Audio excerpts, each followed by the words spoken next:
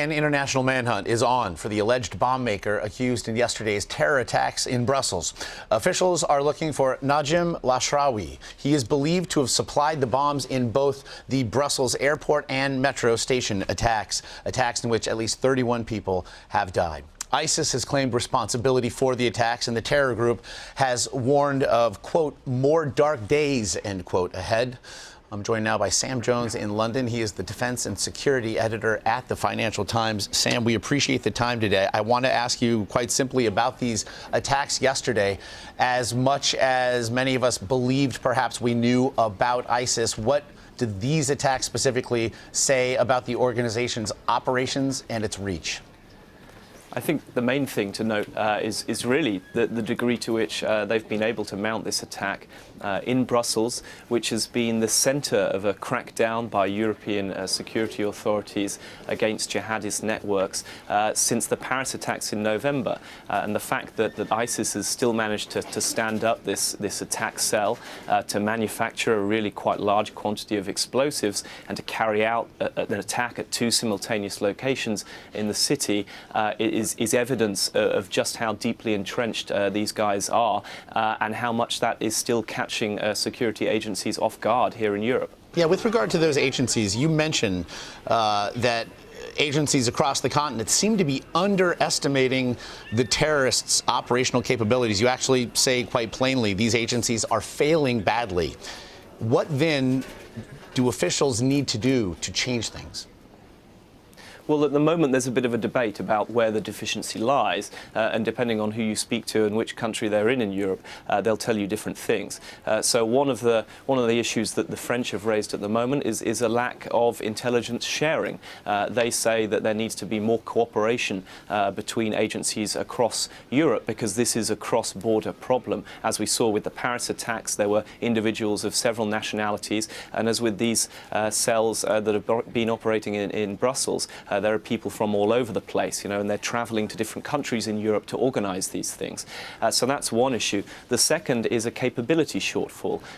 Belgium is a relatively small country. It simply does not have the resources to mount the kind of operations, the kind of police work that might be necessary to really curb these networks. And you've got, in Belgium, for example, well over 500 citizens, that's the largest per capita GDP number, that have gone to fight with IS in Syria, and many of those have already returned. And there simply aren't enough bodies in the police departments in Belgium to really get on top of this threat. We've been joined by many in the last 24 hours here who've said essentially that Belgian authorities on the ground have failed to proactively enter these neighborhoods and do the sorts of things, the community policing perhaps, that people might see as being effective. Also, there's an ongoing debate on another front here. It's the privacy versus security, especially as it regards encryption. Terrorists obviously are using more and more encrypted apps to communicate with each other. So based on your reporting,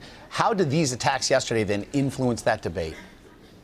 Well, one of the most striking things that I think many terrorism investigators have noticed in the past few months in Europe has been the degree to which they still don't know what the content of a lot of the communications of these jihadi groups is. And really this cuts back to the whole debate that came after the Edward Snowden revelations, and about the degree to which surveillance agencies like the NSA in the US and GCHQ here in Britain and others in Europe are at the forefront of work to get on top of these networks. And I think that's another key problem the Belgians are facing. They do not have the electronic surveillance capability that the US has or others have, and therefore they're simply unable to know what these people are up to and how they're messaging each other.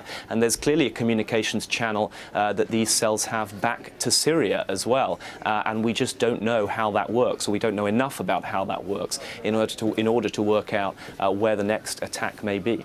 Complicating things, of course, really the apparatus of the EU itself, with open borders, multiple languages obviously being spoken. As this, though, now looms as a continental problem, tell us what you've seen in London, a highly surveilled city. What are people saying, and how concerned do you feel they are about attacks such as the ones we've seen in France, in Belgium, now spreading there?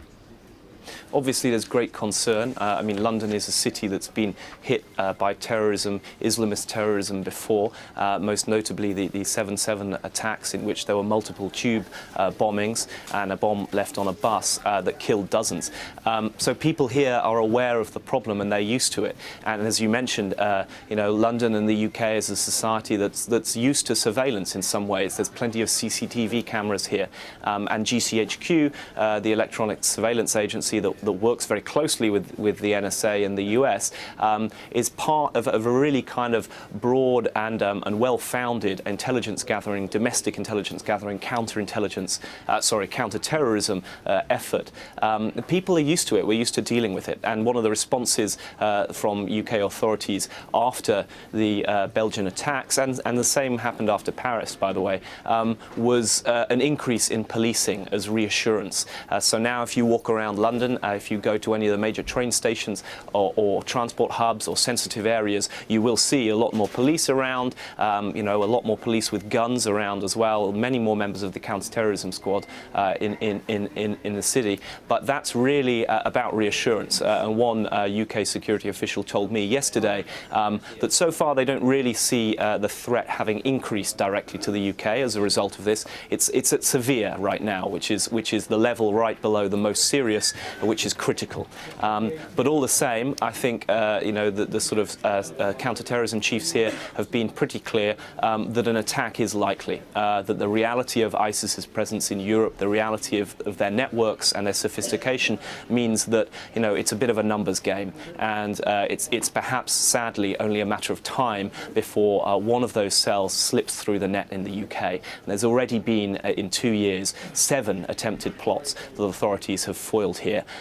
So perhaps it's not going to be so long before one of them does succeed. Something echoed here in speaking with the New York Police Commissioner as well. It seems a global acceptance that this is a matter of when, not if. Sam Jones of the Financial Times, we very much appreciate your time today. Thank you, Josh.